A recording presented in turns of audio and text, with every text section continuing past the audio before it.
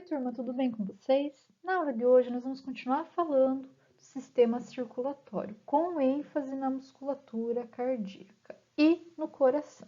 Coração, então, é um órgão que a gente conhece como o órgão dos sentimentos, apesar de a gente saber hoje que os sentimentos eles estão no sistema nervoso central. Quando os antigos egípcios eles mumificavam seus mortos, eles removiam a maior parte das vísceras desse morto. Porém, eles deixavam o coração ou colocavam o coração separadinho numa caixinha e deixavam junto ao corpo, porque eles acreditavam que os deuses iam pesar esse coração e medir o mérito da pessoa.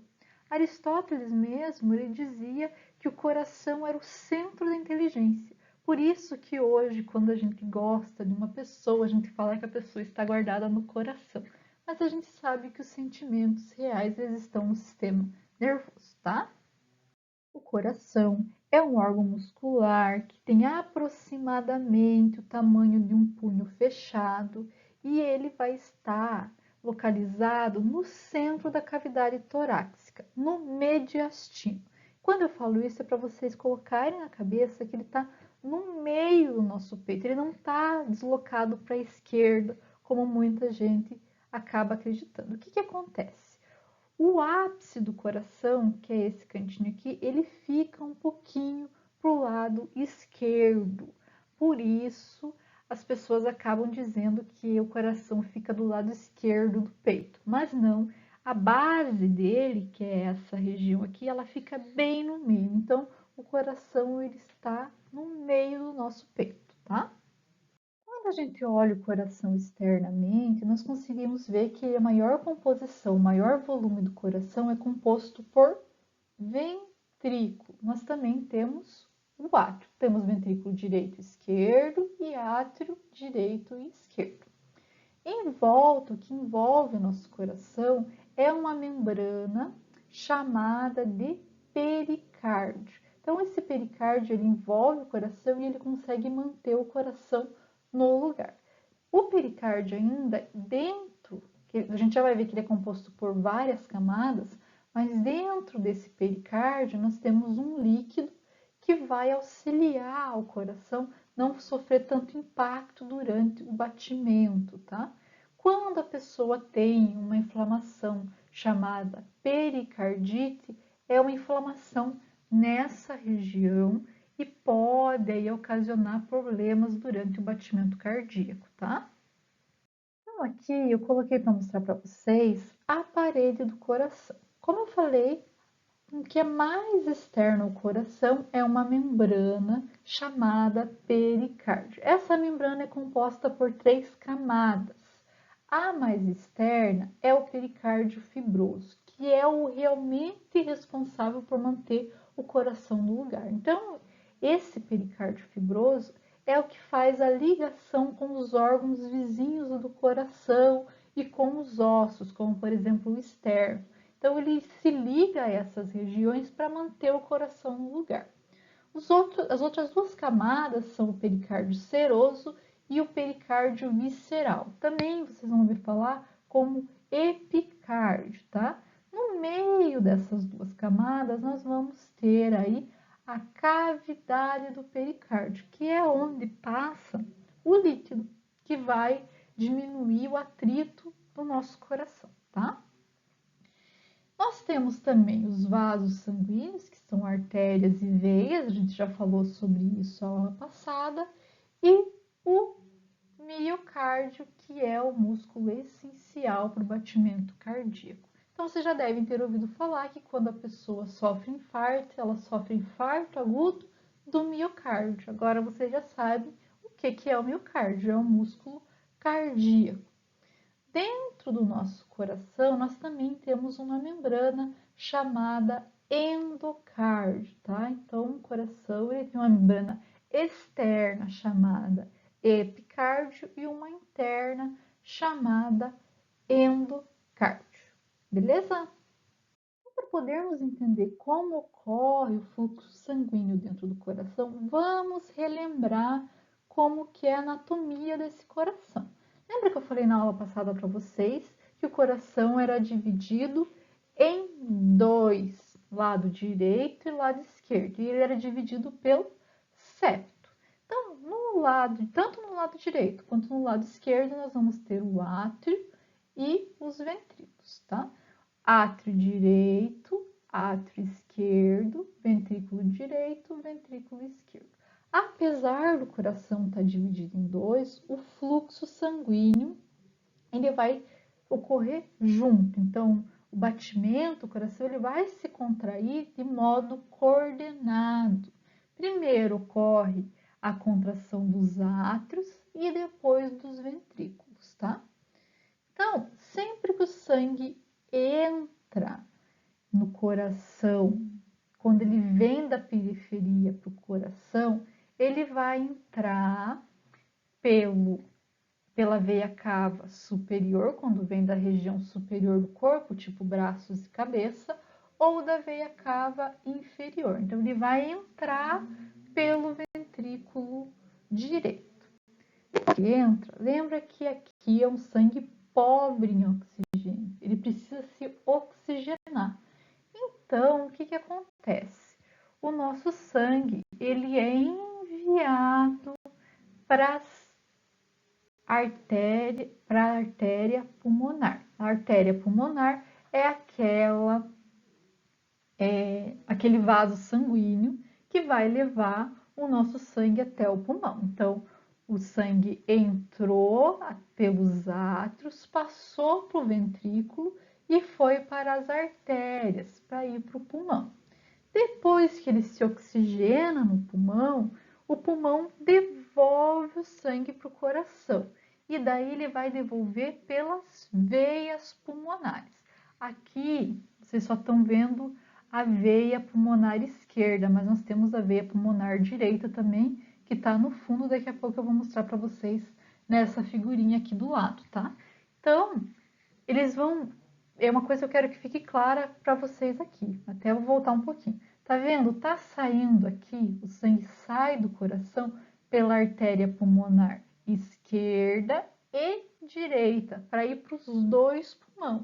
Do mesmo jeito que quando ele volta pela veia pulmonar esquerda e direita, que não está aparecendo porque ela está lá atrás, tá? Então, entra aqui o sangue oxigenado e ele vai entrar no átrio. Depois que ele está dentro do átrio, ele vai ser enviado para o ventrículo, então para o corpo através da aorta, tá? Então, olhem aqui. Nessa figura, vocês vão conseguir ver a nossa veia pulmonar. Aqui a direita, que não estava aparecendo antes, e a esquerda, tá? Para vocês não se confundirem, às vezes vocês olham a figurinha e acham que só tem veia pulmonar esquerda, mas a gente tem dos dois lados, a esquerda e a direita, tá? Eu gosto sempre de lembrar que o sangue, ele vai da região com maior pressão para a região que tem menor pressão. E como que o coração consegue controlar para que esse sangue não volte? Por exemplo, saiu do átrio, como que ele não volta para o átrio? Como que ele fica no ventrículo e vai para a aorta? Devido às válvulas cardíacas. Então, olhem aqui nessa primeira figura, onde nós temos o átrio e o ventrículo. Aqui, o coração ele já está com sangue no ventrículo e o ventrículo está começando a se contrair. Quando nós temos uma grande quantidade de sangue no ventrículo e começa a contração, o sangue e a contração fazem com que a válvula que fica entre o átrio e o ventrículo, chamada de válvula atrioventricular, se feche. E essa contração também faz com que a válvula semilunar se abra, fazendo com que o sangue saia do coração para a aorta e que não volte para os átrios. Então, as válvulas elas são muito importantes no direcionamento do sangue, tá? Quando a gente fala de válvula atrioventricular direita, ela também vai ser conhecida como tricúspide. Estão vendo que ela é dividida em três? Por isso, tricúspide. Já a válvula atrioventricular esquerda, ela é conhecida como válvula mitral ou bicúspide, porque ela é dividida em dois. Então, as válvulas, elas impedem que o sangue retorne para dentro da cavidade. E é muito importante isso. Então, olhem aqui também, mostrando que as válvulas semilunares, elas vão impedir que o sangue que está na aorta volte para dentro do ventrículo. Porque o que acontece aqui? O meu coração, meu ventrículo, ele já está relaxado. E a partir do momento que ele relaxa, ele vai ter uma pressão menor e o sangue vai ter uma facilidade para entrar. Mas o sangue vai ser impedido de voltar pela aorta por causa das válvulas semilunares, que vão se fechar por causa do relaxamento do meu ventrículo, tá bom? Então, a partir do momento que o ventrículo relaxa, as válvulas atrioventriculares se abrem e as semilunares se fecham.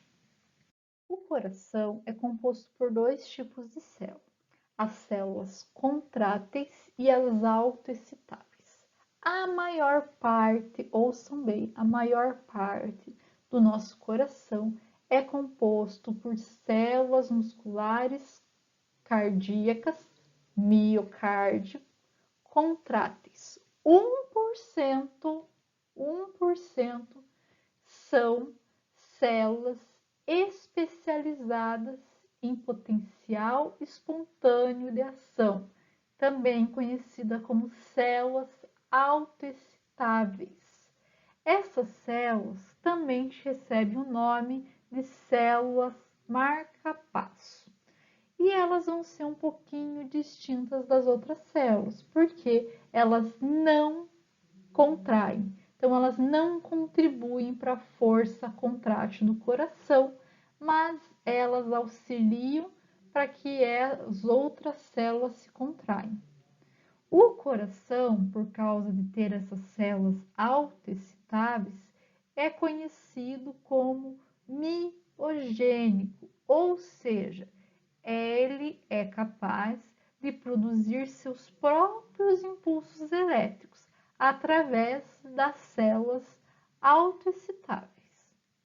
Essas células miocárdicas autoexcitáveis, elas estimulam o batimento cardíaco. Então, elas é que vão mandar um impulso para as células cardíacas. Então, pense assim, quando vocês assistem TV, série, vocês já viram que o coração, mesmo depois de retirado, lá quando faz um transplante cardíaco, o coração continua batendo? Isso ocorre devido às células autoexcitadas, que são chamadas, autoexcitáveis, desculpa, que são chamadas aí de marca-passo. Essas células, elas conseguem mandar estímulo para o coração bater por mais um tempo depois que sai, né, que ela é retirada do nosso corpo. Por que que elas conseguem? Primeiro, porque o potencial de membrana delas é menor. Lembra quando a gente falou de células musculares, esqueléticas e também do músculo liso, que o potencial das células esqueléticas era menos 70 e do músculo liso menos 90. Aqui o potencial é menos 60. Então, qualquer quantidade de cálcio ou sódio que entre na célula, ele já consegue estimular esse potencial de ação que vai ser disparado para as outras células, tá? Então, isso é o fundamental. O potencial de ação dessa membrana é menor e acaba com mais facilidade se autoexcitando. E lembra, depois que ela é excitada, ela vai mandar sinal para as células que estão em sua volta. Então, essas células autoexcitáveis, elas vão gerar o potencial de ação e vão mandar esse potencial de ação para as células vizinhas. Essas células vizinhas são contráteis. Lembrando que as células autoexcitáveis não são contráteis, então elas não vão contrair, elas só vão gerar o impulso nervoso. E depois que elas mandam esse sinal para a célula vizinha, essa célula vizinha vai mandar para outra célula e assim por diante. E como que eles mandam? Através das junções intercomunicantes, que são os discos intercalares. A gente já vai falar um pouquinho sobre isso no próximo slide. Mas eu quero que vocês entendam aqui que as células vão se autoexcitar e essa autoexcitação vai gerar um potencial de ação. Esse potencial de ação vai ser enviado então para as outras células do coração e lá elas vão transferir novamente para as células vizinhas para que ocorra uma despolarização da membrana, e isso faz com que ocorra a contração muscular do músculo cardíaco. Então, vamos falar agora das células contráteis. As células contráteis são típicas dos músculos estriados, com fibras contráteis organizadas em sarcômero. Lembra quando a gente falou do músculo liso? Nós não tínhamos sarcômero. Agora, nas células cardíacas, nós temos sarcômeros. Por isso que é conhecido como músculo estriado esquelético. Mas a gente tem algumas diferenças. Lembra que já falei isso para vocês muitas vezes, que as células cardíacas, elas são uma mistura de músculo liso com músculo esquelético.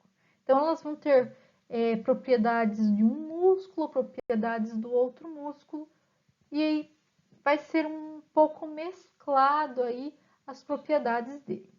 Então, olhem aqui, eu coloquei duas figuras mostrando para vocês como que são as fibras musculares cardíacas. Essas fibras, elas são menores que as fibras musculares esqueléticas e elas vão se ramificar. Então, vocês conseguem ver aqui que ela está ramificada. E essa ramificação vai fazer com que ela se junte às outras fibras através dos discos intercalares. Esses discos intercalares, eles são compostos por desmossomos e junções comunicantes. Os desmossomos são conexões fortes que mantêm as células vizinhas unidas, permitindo que a força entre uma célula e outra seja transferida. Então, uma célula vai conseguir transferir a força para outra através dos desmossomos. Já as junções comunicantes, eles são discos intercalares que vão conectar eletricamente as células musculares cardíacas umas às outras. Eles vão permitir, então, que a onda de despolarização se espalhe de uma célula para outra célula e a contração ocorra, então, simultaneamente. Outras características das fibras musculares estão em relação ao túbulo T, retículo sarcoplasmático e mitocôndria. Em relação ao túbulo T, das células miocárdicas, elas vão ser maior do que na musculatura esquelética.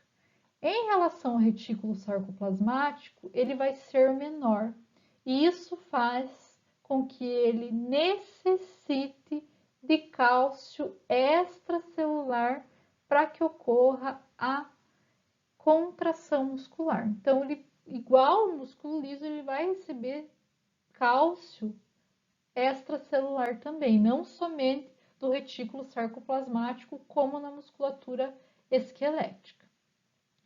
Por precisar de muita energia, o músculo cardíaco, ele vai ter aí 1/3 do volume ocupado por mitocôndria. Então, por causa da grande demanda de energia, precisa de mais mitocôndria nessa musculatura. Vamos ver aqui como que ocorre a contração cardíaca. Então, primeiramente, a célula recebe um estímulo através do potencial de ação de uma célula vizinha. Esse estímulo faz com que ocorra a abertura dos canais de cálcio dependentes de voltagem. Esses canais se abrem e o cálcio entra na nossa célula. O cálcio dentro da célula, ele vai induzir a liberação de cálcio do retículo sarcoplasmático através da sua ligação aos canais rianodínicos. Então, eles se ligam a esse canal e fazem com que ocorra a liberação de cálcio na forma de fagulhas. Essas fagulhas, elas se unem e somam o sinal de cálcio. Quando esse íon de cálcio, ele chega lá na região do sarcômero, ele vai se ligar à troponina e inicia a contração muscular. Quando nós temos o relaxamento, o cálcio ele vai se desligar da nossa troponina e vai ser bombeado novamente para dentro do retículo sarcoplasmático para ser armazenado, ou ele vai ser enviado para fora da nossa célula.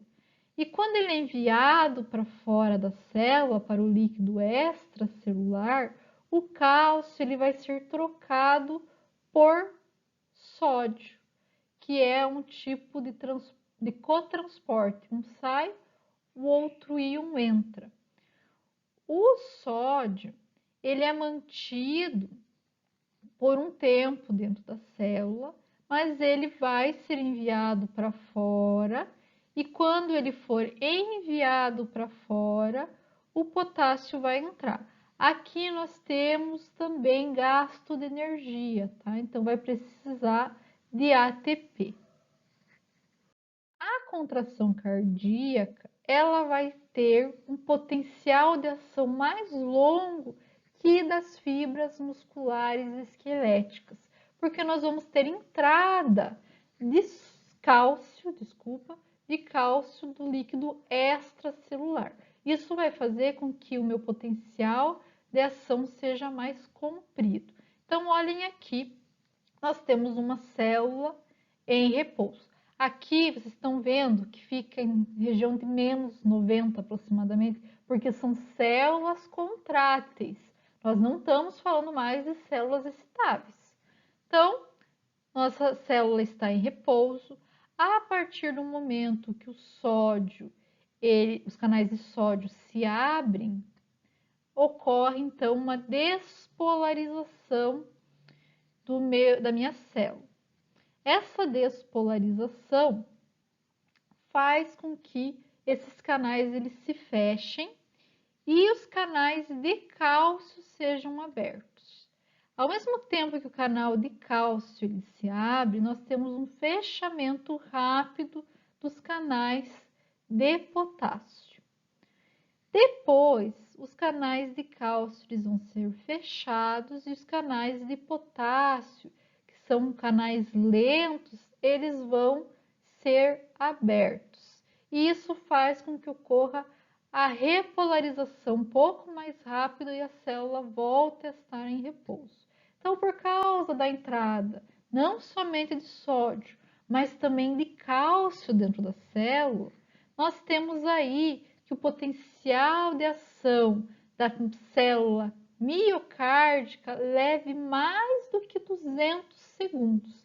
Já nas células nervosas ou na fibra muscular, esse potencial de ação lhe dura de 1 a 5 milissegundos. Na célula miocárdica, mais de 200 milissegundos. A contração muscular também, a gente já falou sobre isso, depende do período refratário. O que é esse período refratário? É o tempo que a célula fica sem poder ser despolarizada. Então, quando a gente fala de musculatura cardíaca, o período refratário é durante a contração e relaxamento da minha musculatura. Então, ao mesmo tempo que está acontecendo a contração, ela não pode ter novamente uma despolarização. Então, tem um tempo aí maior nesse período refratário. Já no músculo esquelético, nós temos o potencial de ação, que está em vermelho, e o período refratário para depois começar a contração.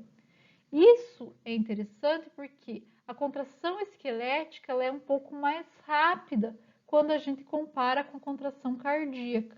E tem um tempo mais curto também, tá?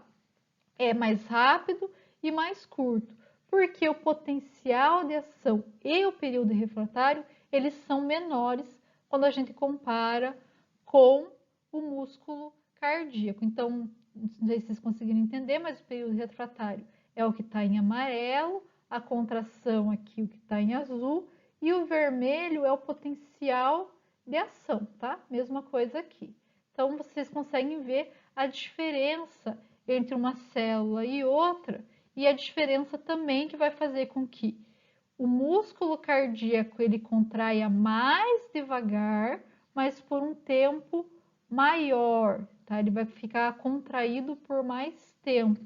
Já no músculo esquelético, a contração é mais rápida, porém mais curta.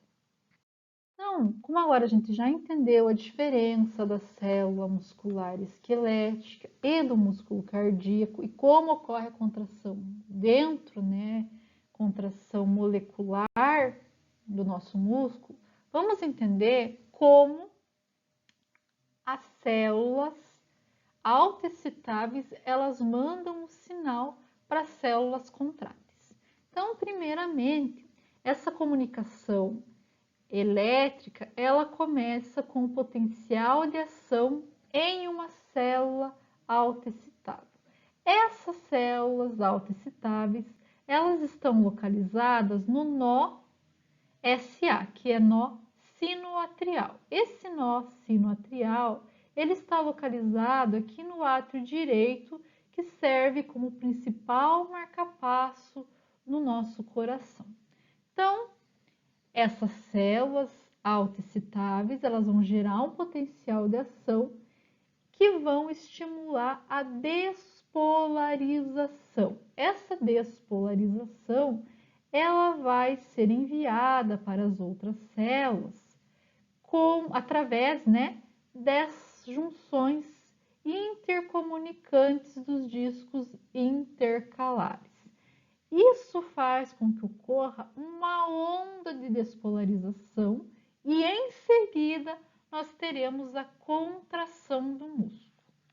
Como eu falei para vocês, a despolarização ela começa no nó sinoatrial, lá no átrio direito.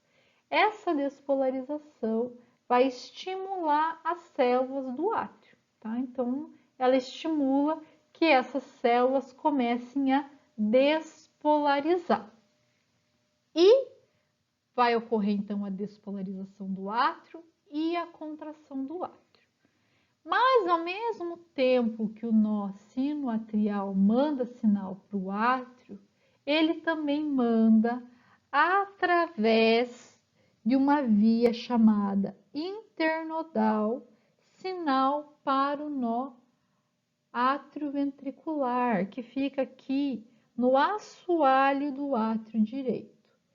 Esse sinal enviado para o átrio, para o nó atrioventricular, vai passar então por ramos, tá?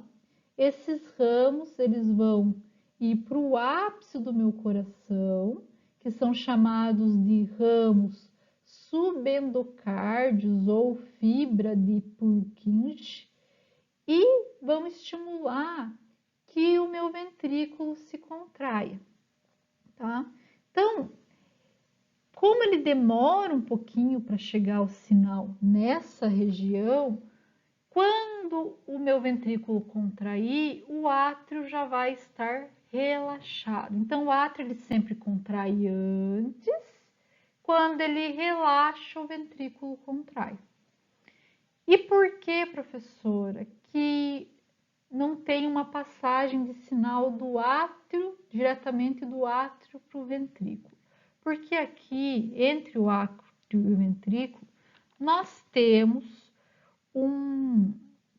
uma barreira, digamos assim, chamada esqueleto fibroso. E ele não deixa esse sinal elétrico passar do átrio para o ventrículo. E isso é importante, porque se esse sinal passasse, ia fazer com que a contração do ventrículo começasse nessa região.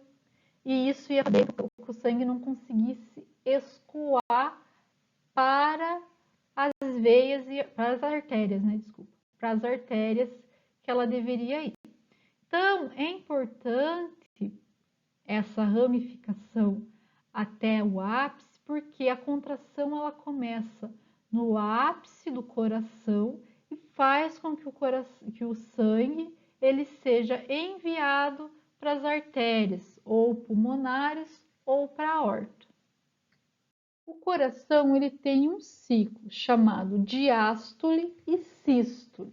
A diástole é quando o coração ele está relaxado e o sangue está entrando do meio externo para o meio interno do coração. Já a sístole é quando o músculo se contrai e envia o coração ou para os órgãos em geral, né, para o corpo em geral, ou para o pulmão. Então, como que ocorre o ciclo cardíaco dístole e sístole? Então, primeiramente, nós vamos começar vendo o coração no modo inteiro sístole, tá? Então, ele vai estar inteiro relaxado.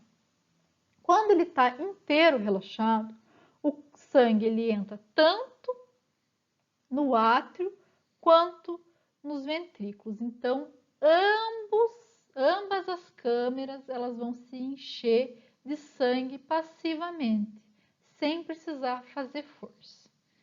Mas o coração ele precisa contrair o átrio porque 20% do sangue que vai para o ventrículo vem da contração atrial. Então ocorre a contração, onde ele faz com que o sangue que estava no átrio desça com mais intensidade para os ventrículos. Principalmente porque quando ele faz essa força, vai para a região, lembrem sempre disso, onde nós temos menor pressão. E nesse caso vai ser o ventrículo. Quando o ventrículo ele está cheio, ele começa a se contrair, a primeira coisa que ele vai fazer é uma contração isovolumétrica. Essa contração isovolumétrica é só para empurrar essas válvulas chamadas, lembra, já falei isso para vocês, de válvulas atrioventriculares. Então, ele vai criar uma pressão para fechar essas válvulas. Uma curiosidade, sabe o tum do nosso coração? É devido ao fechamento dessas válvulas. Daí, depois, quando já está fechada a válvula, nós vamos ter uma contração maior, daí uma contração para fazer com que ocorra a ejeção do sangue pelas artérias. Então, vai fazer com que ocorra a abertura das válvulas semilunares. Então, contrai, abre as válvulas semilunares e faz com que o sangue saia do coração, saia do ventrículo, né? Então, ele começa a se relaxar novamente. O átrio, ele começa a entrar sangue novamente nos átrios, mas nós temos um relaxamento isovolumétrico ventricular. Isso significa que a pressão ventricular cai conforme os ventrículos se relaxam e faz então que ocorra o fechamento das válvulas semilunares. O fechamento dessas válvulas semilunares é responsável pelo tá do coração. Então, o tum é fechamento da válvula atrioventricular e o tá é fechamento das válvulas semilunares. Tum tá, tum tá, tum tá. Então, estão entendendo? Então, aqui, depois que nós temos o fechamento dessa válvula, ocorre novamente o relaxamento total do meu ventrículo e isso faz com que ocorra a abertura novamente da minha válvula atrioventricular e o sangue começa a fluir para as duas câmeras, tanto para o átrio quanto para o ventrículo. O coração nunca expele, ejeta todo o sangue que está dentro dele. Ele sempre vai ter um volume de reserva. Num homem de 70 quilos, esse volume é aproximadamente de 65 ml. Então, quando o coração ele está relaxado, ele vai começar a receber sangue do resto do nosso corpo. Vai armazenar aí, nós vamos ter um volume diastólico final, então todo o sangue que entrou enquanto o coração estava relaxado, de aproximadamente 135 ml. Então, o coração, quando a gente vai ter uma pressão baixa, por quê? Por que a pressão baixa? Porque o coração não está contraindo, né? Ele está totalmente relaxado. Nós vamos ter um volume de 135 ml. O coração ele vai começar a contrair, mas vai demorar um tempo, lembra que eu falei para vocês, para que ocorra a ejeção desse sangue. Então, depende muito da força, da pressão. Quando ele chega numa pressão ventricular de aproximadamente 80 milímetros de mercúrio, ele começa a mandar o sangue para o corpo. E nós vamos ter uma diminuição, então, do nosso sangue dentro do coração, até ter um volume sistólico final, ou seja, depois da contração. Então, depois que ele fizer a contração do coração, nós vamos ter um volume sistólico final. Esse volume volta aí a ser 65 ml. Depende muito de cada pessoa. Como eu falei para vocês, esses são dados de um homem de 70 quilos aproximadamente. Nós temos então um volume sistólico. Esse volume sistólico é a quantidade de sangue que vai ser enviado para o corpo ou para o pulmão. Aqui nós estamos falando de ventrículo esquerdo, então é a quantidade de sangue que vai ser enviado para o nosso corpo. Mas no ventrículo direito acontece a mesma coisa e é o mesmo volume, tá? Então, como eu falei, o volume sistólico é o volume que nós temos antes da contração, que é o volume distólico final, menos o volume sistólico final. Então, aqui tá facinho de fazer conta. Vai ser 135, que é o distólico final, menos o volume sistólico final, que é 65. Então, olhem aqui, nós vamos ter que em cada batimento cardíaco, ouçam bem, cada batimento cardíaco, o ventrículo esquerdo vai mandar, isso para uma pessoa em repouso, tá? Vai mandar 70 ml de sangue para o nosso corpo. Então, toda vez que o coração bater, uma pessoa que está em repouso, claro, 70 quilos, né? Vai mandar para o corpo 70 ml. E nós temos, graças a essa quantidade de sangue que sai em cada batimento cardíaco, o débito cardíaco. Então, o débito cardíaco é uma medida de desempenho do coração. Ele vai ver quanto de sangue o ventrículo esquerdo, em determinado período de tempo, vai mandar para o corpo. Então, por exemplo, quanto de sangue ele vai mandar em 10 minutos, tá? Então, ele consegue calcular isso.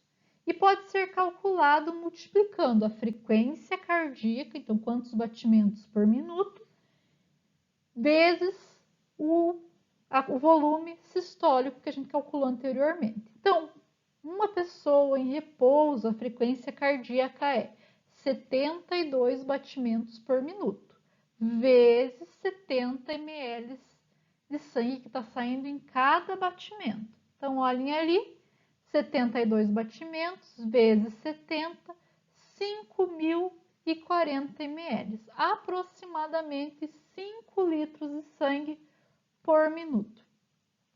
Quanto de sangue a gente tem no corpo? Aproximadamente 5 litros. Então, em 1 minuto, o nosso coração consegue bombear todo o sangue pelo corpo. Então, em 1 minuto, o sangue circula o corpo inteiro. Eu falei para vocês que o nosso coração não precisa do sistema nervoso para bater, mas isso não quer dizer que o sistema nervoso ele não influencia os batimentos cardíacos. E vocês sabem que ele influencia mesmo no batimento cardíaco. Quando você está mais calmo, o batimento está ali em 70. Tem pessoas que até um pouco menos. Eu mesma, quando eu estou bem relax, meus batimentos cardíacos podem chegar a 35. Pense, é bem baixo. Já quando a pessoa ela está nervosa, ansiosa, os batimentos passam facilmente de 125. E isso acontece por causa do sistema autônomo. Mas o que acontece? Essas células autoexcitáveis lá do nó sinoatrial, elas vão ser moduladas por estímulos neurais e hormonais. Então, nós temos, vocês já ouviram falar, e a gente vai falar deles quando a gente for falar de sistema nervoso, sistema nervoso autônomo simpático e parasimpático. O sistema autônomo simpático é aquele do luta e fuga. Então, ele vai aumentar a frequência cardíaca. Enquanto o parasimpático, ele é aquela quando você está em repouso, está descansando, está principalmente ativo quando você está depois do almoço, sentadinho ali assistindo uma TV, que é aquele que você não está muito preocupado em pensar, digamos assim, você está preocupado mais na digestão do alimento. Então, esse parasimpático ele vai diminuir a frequência cardíaca. Começando a entender o controle parasimpático, nós vamos, como eu falei para vocês, nós vamos falar sobre isso quando a gente for falar de sistema nervoso central. Mas é extremamente importante entender como ele influencia nos batimentos cardíacos. Então, primeiramente, o neurotransmissor dele é a acetilcolina. Essa acetilcolina, ela ativa os receptores colinérgicos muscarínicos. A partir do momento que ela ativa esses receptores, ela faz com que ocorra a abertura de canais de potássio, ou seja, ela aumenta a permeabilidade de potássio. Quando o potássio ele entra na célula, lembra o que ele faz? Ele hiperpolariza a célula. E essa hiperpolarização faz com que o potencial da nossa célula fique mais negativo. Então, se era menos 60, vai ficar mais negativo que isso, menos 70, por exemplo. Ele também diminui a permeabilidade de cálcio. Se diminui a permeabilidade de cálcio, ele vai retardar a taxa do potencial de ação, porque vai diminuir a velocidade de despolarização. Então, a célula vai demorar mais tempo para se despolarizar.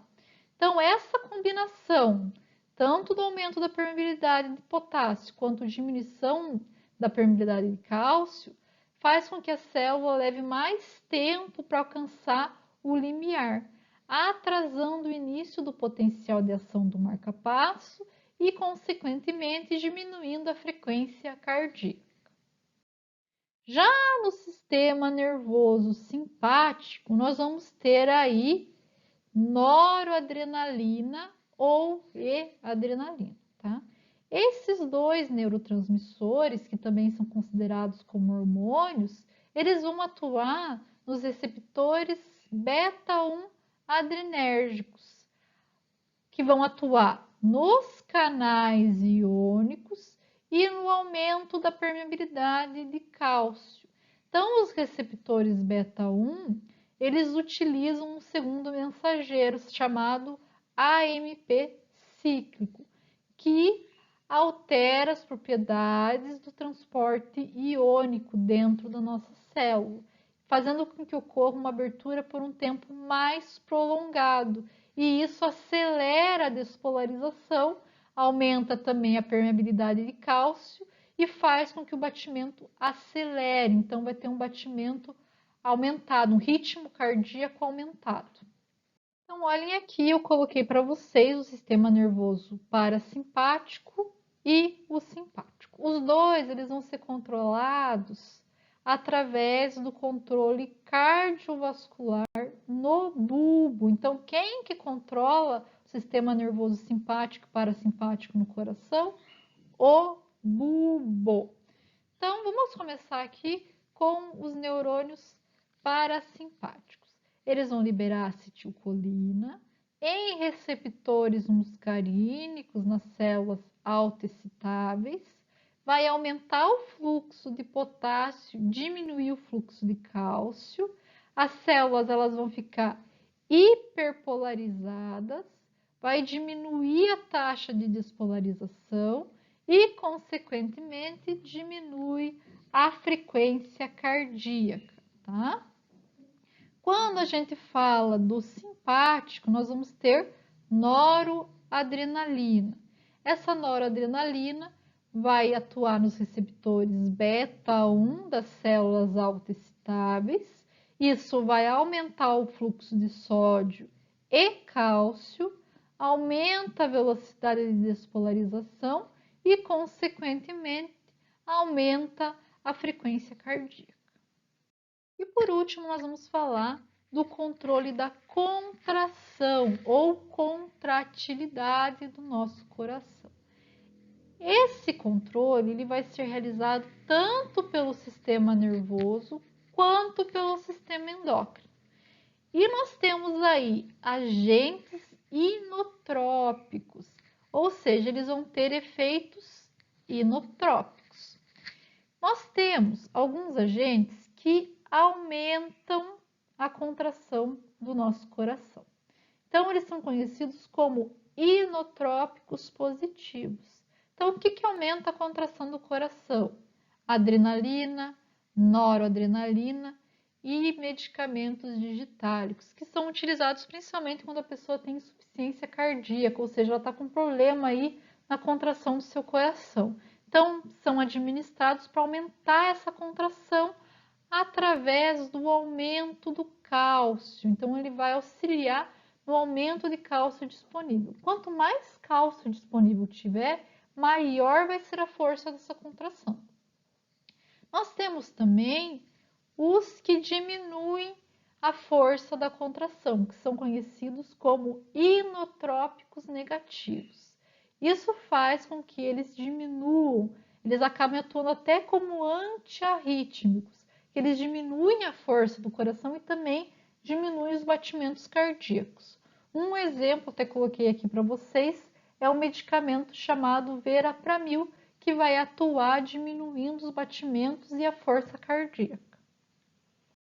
Então, pessoal, por hoje é só. Na próxima aula nós vamos falar sobre fluxo sanguíneo e controle da pressão arterial. Qualquer dúvida me mandem um e-mail, me mandem mensagem. Bons estudos e tenham uma ótima semana. Tchau!